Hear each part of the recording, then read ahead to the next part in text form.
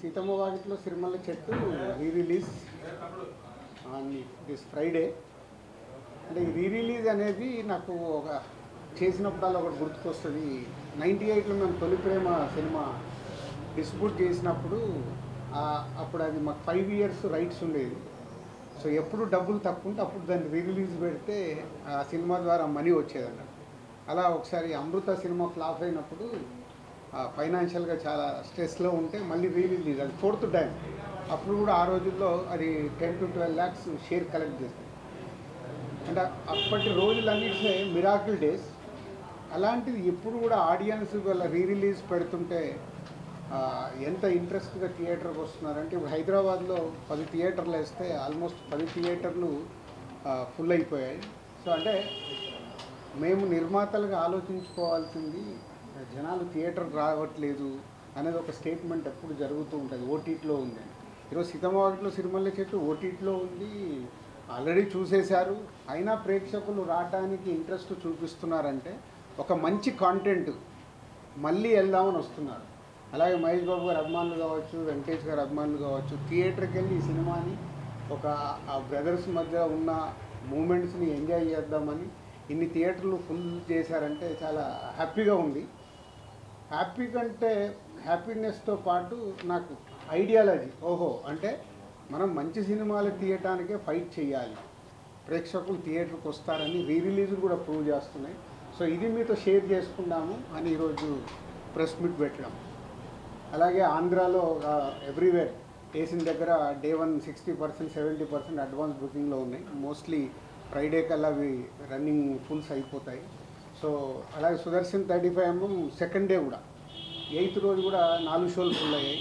అంటే చాలా ఒక మళ్ళీ సినిమా రిలీజ్ చేస్తుంటే ఒక ఉండే హ్యాపీనెస్ కనిపిస్తుంది మాకు ఈ సినిమా ద్వారా. So I'm also watching on 7th morning 8 o'clock show. మళ్ళీ 12 ఏళ్ల తర్వాత థియేటర్లో సినిమా చూసి ఎంజాయ్ చేయాలని అనిపిస్తుంది. So I'm going to Sudarshan 35mm 8 o'clock show. And media వాళ్ళు మీరు కూడా వెళ్ళి 12 ఏళ్ల తర్వాత మళ్ళీ ఇద్దరు బ్రదర్స్ వస్తున్నారు కాబట్టి ఎంజాయ్ చేయండి.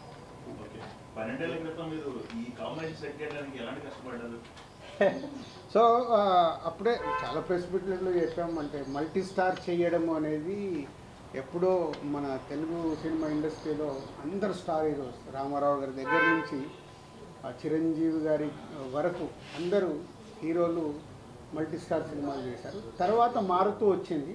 సడన్గా ఎందుకో శ్రీకాంత్ ఈ ఐడియా చెప్పినప్పుడు సో ఎలా చేద్దాం ఏంటి అని ఫస్ట్ వెంకటేష్ గారిని, తర్వాత మహేష్ గారిని అప్రోచ్ అవుతే ఇద్దరు ఈజీగానే ఓకే అన్నారు, పెద్ద కష్టపడలేదు.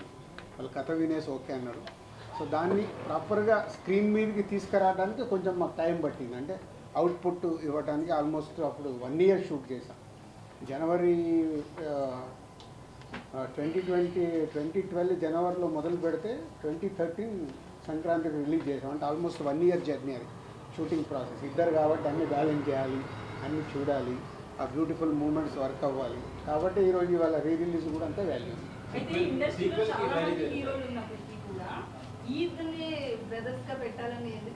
అట్లా ఇప్పుడు ఒక కథ అనుకున్నప్పుడు ఎవరు కరెక్ట్గా ఉంటారని అప్రోచ్ అవుతాము. వాళ్ళిద్దరు అప్రోచ్ అవ్వగానే ఇద్దరికి ఆ రోజుల్లో అట్లని కాదు. అంటే వెంకటేష్ గారికి సురేష్ బాబు బ్రదర్, మహేష్ బాబు గారికి రమేష్ బాబు గారు బ్రదర్. సో ఈ కథలో ఉన్నప్పుడు వాళ్ళు ఓన్ చేసుకుంటారు. అట్లాగే వాళ్ళిద్దరు ఈ సినిమా చేసేటప్పుడు చాలా టైం స్పెండ్ చేశారు.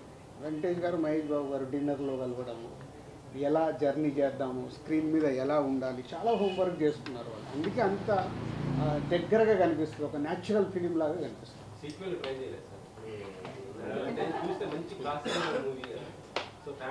ఇప్పుడు నువ్వు సినిమా చూసావు, మళ్ళీ 7th రోజు చూడు, దాంట్లోకి ఏదైనా ఐడియా దొరికితే వచ్చి చెప్పు. ఊరికే కథ చెప్తా అంటావు కదా, ఆఫరిస్తున్నా.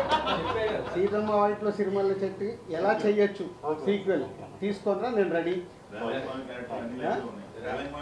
అందరు క్యారెక్టర్లలో ఉంటాయి, దొరుకుతుంది. దొరికిందానికి తప్పే లేదు. ఏమో టర్నింగ్ పాయింట్ అదేనేమో, అందుకే రీ-రిలీజ్ అవుతుందేమో. ట్రై. చాలా లాంగ్ గ్యాప్ తర్వాత మల్టీ స్టారర్ తీశారు. కానీ అప్పట్లో వచ్చిన టాక్ అవన్నీ అయితే మంచి పేరు వచ్చింది, మంచి సినిమా తీశారనే ఇది వచ్చింది. కమర్షియల్గా అప్పుడు అంత పే చేయలేదు మీకు అనేది ఒక టాక్. దాని గురించి ఇప్పుడు మాట్లాడుకోవచ్చు. కాదు మీరు ఎట్లుంటుందంటే మీ మీడియా వాళ్ళది మాకు డబ్బులు మిగిలిన సినిమాలేమో ఇలా మాట్లాడతారు. సీతమ్మ వాకిట్లో సిరిమల్లె చెట్లు ప్రొడ్యూసర్కి నాకు డబ్బు మిగిలింది, సినిమాకు ఉన్న ప్రతి డిస్ట్రిబ్యూటర్కు డబ్బు మిగిలింది. అంటే అప్పట్లో ఉన్న టాక్ మంచి పేరు వచ్చింది, పెద్ద హీరోలను పెట్టి సినిమా తీశారు, అంత బాగుంది, కానీ కమర్షియల్గా అంత పే కాలేదు. మళ్ళీ అదే చెప్తున్నా లక్ష్మణ, 12 ఏళ్ళ తర్వాత నేను మాట్లాడుతున్నా. డే 1 మీలాంటి వాళ్ళు అంటే నేను అందరినీ కలపట్లేదు, అద్భుతంగా ఉంది అని మార్నింగ్ షో అయిపోయాయని చెప్పిన మీడియా వాళ్ళు ఉన్నారు. అబ్బా 2 హీరోల్ని పెట్టుకొని ఏందండి ఇలా తీశారు, ఇంకా మేము ఏదో ఎక్స్పెక్ట్ చేసాము.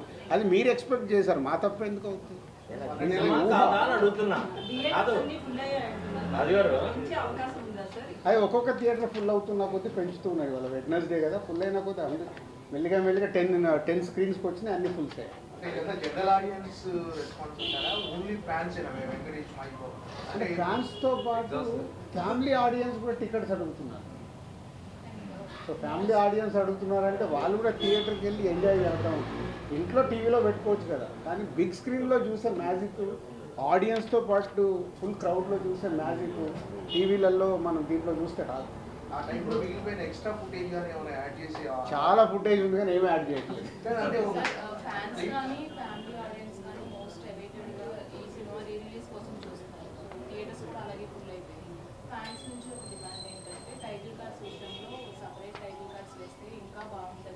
పన్నెండేళ్ల తర్వాత మళ్ళీ కొత్త కాంట్రవర్షియల్ మనకు అక్కర్లేదు, అప్పుడు ఏది ఉంది అదే రిలీజ్ అవుతుంది. ఇప్పుడున్న సిచ్యువేషన్లో ఎలాంటి సినిమా చేయాలంటే మీ బ్యానర్లో అలాంటి ప్రయత్నం చేయమని చేస్తారు? 100% చేస్తాను. నాకు ఛాలెంజ్ ఉంటేనే కిక్, ఛాలెంజ్ లేకుండా లైఫ్లో కిక్ ఏముంటుంది? సార్ అయితే ఇలా మాట్లాడుతూ తొలి ప్రేమ సినిమా గురించి డబ్బులు అవసరమైనప్పుడల్లా రిలీజ్ అన్నారు సార్, ఇప్పుడు ఈ సినిమా విషయంలో ఎందుకు రిలీజ్ చేస్తున్నారు సార్? Just for enjoyment. కాదు ఏం లేదు, మరి పక్కన 300 కోట్ల సినిమా వచ్చింది కదా, మర్చిపోయా ఏంటి? అప్పుడే సంక్రాంతి లేదు, ఎంజాయ్మెంట్ ఏంటంటే ఒక హ్యాపీనెస్.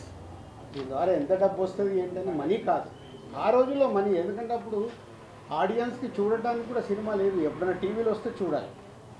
అప్పుడు ఇంత పైరసీ లేదు, ఇప్పుడు పైరసీ ఉంది, ఓటీటీలో ఉంది, టీవీలో ఉంది. ఇవన్నీ దాటి కూడా థియేటర్కి వస్తున్నారంటే ఫర్ ఓన్లీ ఎంజాయ్మెంట్. మన బొమ్మరిల్ రిలీజ్ అయ్యేప్పుడు నేను వెళ్ళా థియేటర్కి, ఫస్ట్ టైం చూసాను నేను రిలీజ్. అంటే విజిల్స్ కొడుతున్నారు, పాట వస్తే లేచి డ్యాన్స్ చేస్తున్నారు, అంటే అలా 3 గంటలు ఎంజాయ్ చేద్దామని ఫిక్స్ అయిపోయి థియేటర్కి వస్తున్నారు రిలీజ్ అంటే. మొన్న బాంబే వెళ్తే కూడా హిందీ సినిమా ఒకటి 45 crores గ్రాస్ కలెక్ట్ చేసింది మన రిలీజ్లో. అంటే ఇదొక ట్రెండ్ స్టార్ట్ అయింది. రిలీజ్ ట్రెండ్ వల్ల ఆ వారం రిలీజ్ అయ్యే కొత్త సినిమాలకు ఇబ్బందికరంగా డిస్ట్రిబ్యూటర్గా అంటే ఆ వారం కొన్ని చిన్న సినిమాలు రావచ్చు, వాళ్ళకి ఇలాంటి సినిమాలు రిలీజ్ చేయడం వల్ల కొంచెం అట్లా కాదు. ప్రేక్షకులు నీకు కావాల్సింది అదిగా హెడ్లైన్. ఇప్పుడు ప్రేక్షకులు కోరుకుంటేనే కదా 10 థియేటర్లు ఫుల్ అయ్యాయి. ఎందుకు ఫుల్ అయ్యాయి? అడ్వాన్స్ బుకింగ్గా ఈరోజు 10 థియేటర్లు ఫుల్ అయ్యాయంటే ఎందుకు? ప్రేక్షకులు కోరుకునేది మనం ఇవ్వాలి, కానీ ప్రేక్షకులు కోరుకుని మనం ఎంత పెద్ద సినిమా ఇచ్చినా వాళ్ళకి నచ్చలేదు అనుకో, బాయ్ చెప్తున్నారు మార్నింగ్ షోకి. దానికి తోడు మీ సోషల్ మీడియా ట్రోలింగు మామూలుగా ఉందా, నాశనం చేసే వరకు వదిలిపెట్టట్లేదు. సో వ్యవస్థలో ఉంది, మనం ఎవరిని అనలేము. సో ప్రేక్షకులు రెడీగా ఉన్నప్పుడు మనం ప్రేక్షకులు ఎంజాయ్ చేస్తామంటే మీరు ఎంజాయ్ చేయొద్దు, మీరు ఈ సినిమా చూడండి అంటే చూస్తారా? ఖాళీ ఇంట్లో కూర్చుంటారు, చూడు. వెళ్ళను, వాళ్ళంతా క్లారిటీగా ఉన్నారు ఆడియన్స్. ఇవాళ స్టార్ సినిమాకి అనుకున్న రేంజ్లో ఓపెనింగ్ రావట్లేదు అంటే ఎందుకు రావట్లేదు?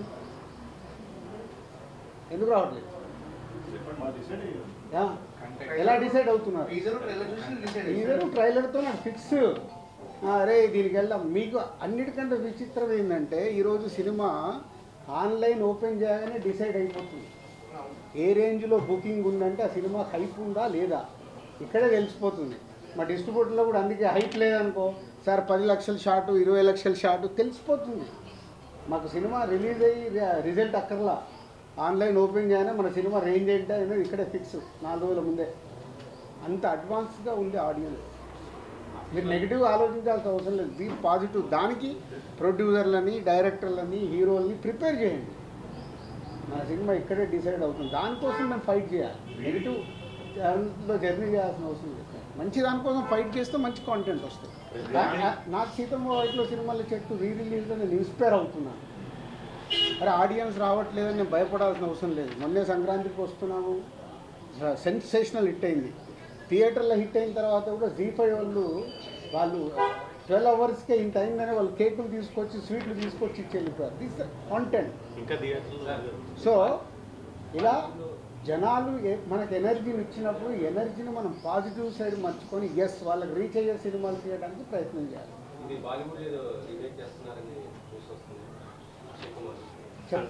ఫైనల్ అయ్యాక చెప్తాను. ఫైనల్ కాకుండా ముందు అన్ని రూమర్స్.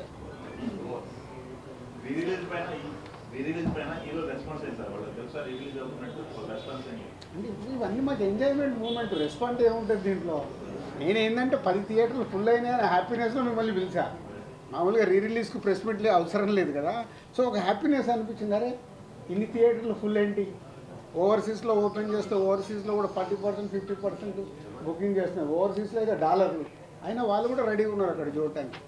మార్నింగ్ 8కి సుదర్శన్కి వెళ్ళి సినిమా చూస్తానని చెప్పారు. మన ప్రెస్ మీట్లో అంజలి గారు కూడా ఈ సినిమా చూడలేదని చెప్పారు. అంజలి గారు వస్తారు ఇక ఇప్పుడు ఫోన్లు చేసి పిలవాల్సిన అవసరం లేదు. మాకు హ్యాపీనెస్ కావాలనుకుంటే థియేటర్కి వెళ్ళి ఎంజాయ్ చేస్తాం. మ్యాక్సిమం రీ రిలీజ్లో హీరోస్ వాళ్ళ బర్త్డేస్లో ఏదైనా అకేషన్స్లో రిలీజ్ చేస్తారు కదా, అలా కాకుండా ఈ డేట్లో రిలీజ్ చేయడానికి మెయిన్ పర్టికులర్ రీజన్ ఏమైనా ఉందంటారా? అట్లా ఏం లేదు. సో అనుకున్నారు March 7th డేట్ చేద్దామని లాస్ట్ మంత్ అనుకొని టీం అంతా ప్రిపేర్ చేసి పెట్టేసాం.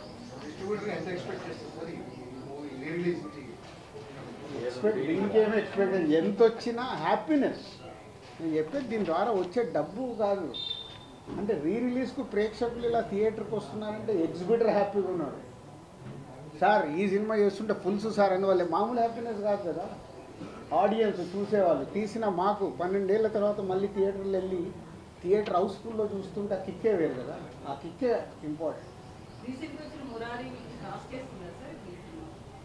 మళ్ళీ కంపారిజన్ ఎందుకు? ఉన్న ప్రజెంట్ ట్రెండ్లో ఒక్కోసారి ఒక్కో ట్రెండ్ నడుస్తుంది. చిన్న సినిమాల ట్రెండ్ నడుస్తుంది, ఒక్కోసారి పెద్ద సినిమాల ట్రెండ్ నడుస్తుంది, ఒక్కోసారి రిలీజ్ ట్రెండ్ నడుస్తుంది. ఉన్న అన్ని సినారియోల్లో థియేటర్స్కి జనాలు బాగానే వస్తున్నారు. ఓటీటీలో కూడా బాగానే చూస్తున్నారు. చిన్న సినిమాలు రావాల్సిన అవసరం ఉందా? పెద్ద స్టార్ హీరో సినిమా మంచి సినిమా రావాల్సిన అవసరం ఉంది. చిన్న పెద్ద లేదు. ఇంకా మంచి సినిమా నీ పోస్టర్ దగ్గరికి వెళ్ళి, నీ టీజర్ దగ్గరికి వెళ్ళి, నీ పాటల దగ్గరికి వెళ్ళి, అది చిన్న సినిమా అయినా స్టార్ హీరో సినిమా అయినా అది రీచ్ అవుతే ఏ రేంజ్ కాదు. ఇప్పుడు చిన్న సినిమా అంటే 10 కోట్లు తీయొచ్చు, స్టార్ సినిమా అంటే 400 కోట్లు తీస్తుంది. నంబర్సే డిఫరెన్స్ కదా. అల్టిమేట్ కాంటెంట్ ప్రేక్షకుడికి రీచ్ అవుతే పోస్టర్ దగ్గర నుంచి టీజరు, సాంగ్, ట్రైలరు అన్నీ వాళ్ళకి ఎక్సైట్మెంట్ అవుతే చిన్న సినిమాలు కూడా ఫుల్ చేస్తున్నారు కదా. పెద్ద సినిమాలు అంటే మన సంక్రాంతికి వస్తున్నాం, మన తడ్డేలు బాగున్నాయి. తర్వాత ఈ డబ్బింగ్ సినిమాలు, ఒకప్పుడు డబ్బింగ్ సినిమాల మీద మొన్న ఆడింది కదా. డబ్బింగ్ సినిమా కూడా ఆడుతుంది కదా. డబ్బింగ్ సినిమాలు కూడా డబ్బింగ్ సినిమాలు కూడా బాగా వస్తున్నాయి. డబ్బింగ్ కాదు, డబ్బింగ్ కాదు, డబ్బింగ్ డ్రాగన్ సైమల్టేనియస్ కాదు. ఓకే ఓకే డబ్బింగ్ సినిమాలు వస్తుంది. డబ్బింగ్ సినిమాల వల్ల తెలుగు సినిమాల పర్సంటేజ్ ఏమన్నా తగ్గుతుందా? అదేముండదు. అరే అక్కడ థియేటర్లు ఖాళీగా ఉంటే మళ్ళీ పర్సంటేజ్ అంటారంటే మరి మా థియేటర్లలో సినిమాలు లేవు. మీరు ఇప్పుడు చిన్న సినిమా పెద్ద సినిమా థియేటర్లు ఖాళీగా పెట్టుకున్నారు. ఏ సినిమా వచ్చినా వేయడానికి ఎగ్జిబిటర్స్ రెడీగా ఉన్నారు. సినిమా రిలీజ్ చేయడము, థియేటర్లు ఇవ్వడం కాదు, ప్రేక్షకుల్ని థియేటర్కి తీసుకురావడం ఎలా, అది ఇంపార్టెంట్. ఇందాక నువ్వు అడిగిన క్వశ్చన్లో ఉంది. 2025 సంక్రాంతి తర్వాత మీ ఆలోచన ధోరణిలో ఏమైనా మార్పు వచ్చిందా? ఎలాంటి సినిమాలు తీయాలనుకుని మీరు ఏమైనా పొందాలని మార్చుకుంటున్నారా? నువ్వు మిస్ అయినట్టు నువ్వేను. గేమ్ చేంజరు సంక్రాంతికి వస్తున్న ప్రెస్ మీట్ పెట్టిన రోజే చెప్పాను.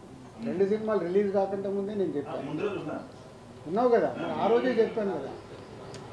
నేను లాస్ట్ 4 ఇయర్స్ ఏం మిస్ అయ్యాను, నేను ఏం పట్టుకొని వెళ్ళాలనేది నాకు క్లారిటీ ఉంది. ఆ రోజు రిజల్ట్ రాలేదు కదా, రిజల్ట్ వచ్చిన తర్వాత రిజల్ట్స్ అయినా ఏదైనా నేను ఏం చేయాలనేది నాకు క్లారిటీ ఉంది. సో దానికి కూడా సంక్రాంతికి వస్తున్నాము సినిమా ఒక సెన్సేషనల్ హిట్ అయినప్పుడు ఏం క్లారిటీ వచ్చింది? ఇంకా నేను అనుకున్న క్లారిటీ నాకు వచ్చేసింది. హౌ విల్ మేక్ ఫిలిమ్స్, ప్రేక్షకుల్ని థియేటర్కి వెళ్ళాలి. ఈ రోజు కూడా ఈ ఎనర్జీ నాకు అదే. సీతమ్మ వాకిట్లో రిలీజ్ చేస్తే ఇలా ఫుల్స్ ఉందంటే ఓకే. నిన్న అనిల్ రావిపూడి ఫోన్ చేసి చెప్పాడు, మీ టైం బాగుంది సార్ అంటే దీనిలో కూడా డబ్బులు వస్తాయి. డబ్బులు కాదని కిక్, అంటే పని చేయడానికి మాకు కిక్ కావాలి. బాగుంది. మీ బ్యానర్లో ఇంకా చాలా ఐటీ వాళ్ళు రావడం వల్ల పాత 10 సంవత్సరాలు ఉన్న క్లియరెన్స్ మొత్తం క్లియర్ అయిపోయింది కాబట్టి యాంజియోగ్రామ్ చేయించుకున్నంత హ్యాపీగా ఉన్నారు ఆయన.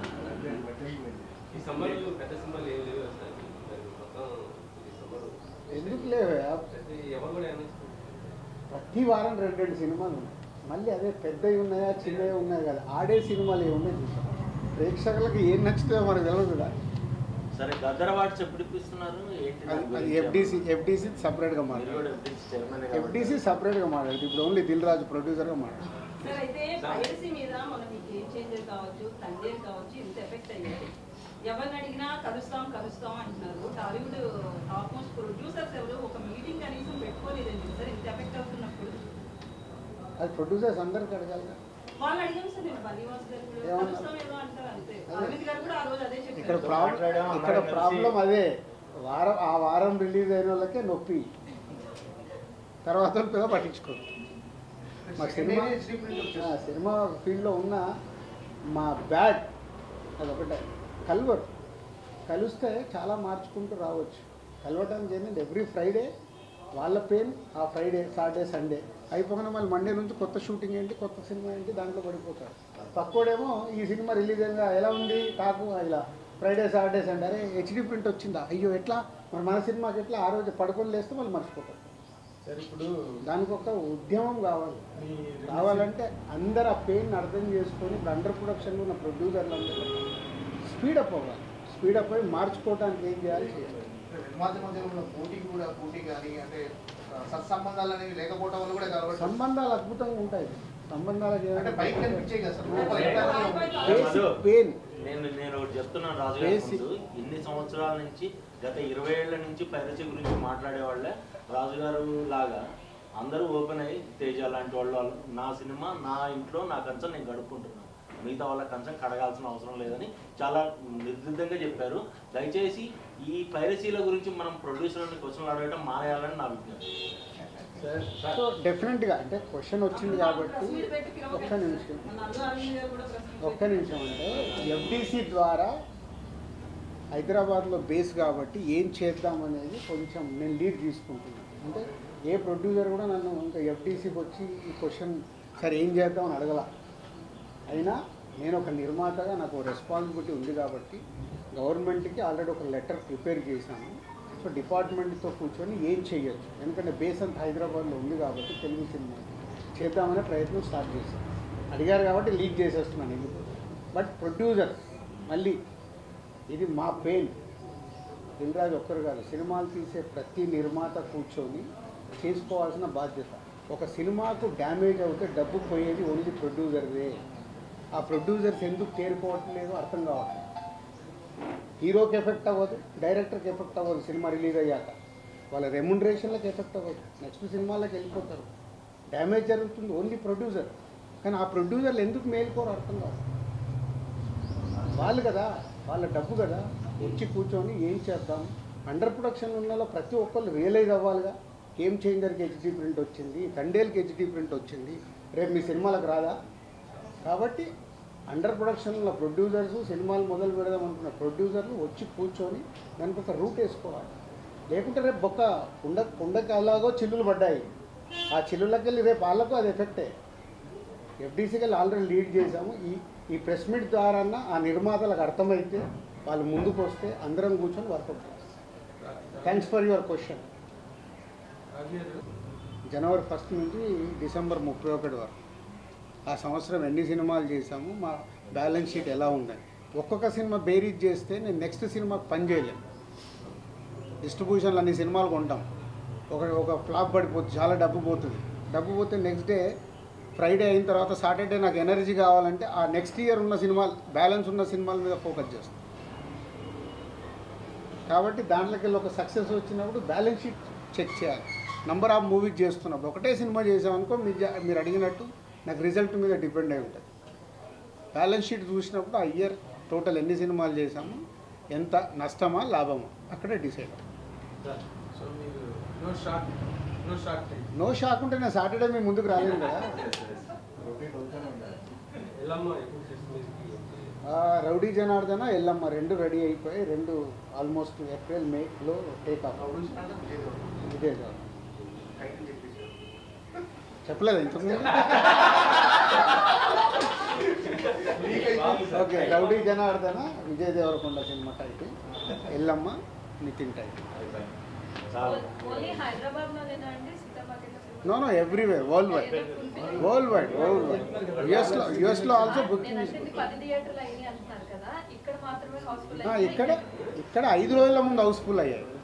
సో ఇప్పుడు ఇంకా ఫ్రైడే కాబట్టి ఇంకా 2 days ఉన్నాయి కదా, ఇప్పటికి బయట 60-70% ఉన్నాయి, రన్నింగ్లో ఫుల్ అయిపోతాను. మొన్న సంక్రాంతికి వస్తున్న సినిమాకి క్లోజ్ అయిపోయిన థియేటర్లు కూడా ఓపెన్ అయ్యే సినిమా గురించి విన్నాం సార్. అయ్యాయి మరి ఆ థియేటర్కి ఇస్తారా ఈ సినిమా? అంటే అది మళ్ళీ నా ఏరియా కాదండి, అది కింది వరకు ఎవరి దాళ్ళు, అది డిస్ట్రిబ్యూటర్ చూస్తాడు ఎక్కడ వేస్తున్నారంటే మాకు ఇన్ఫర్మేషన్. Okay, thank you.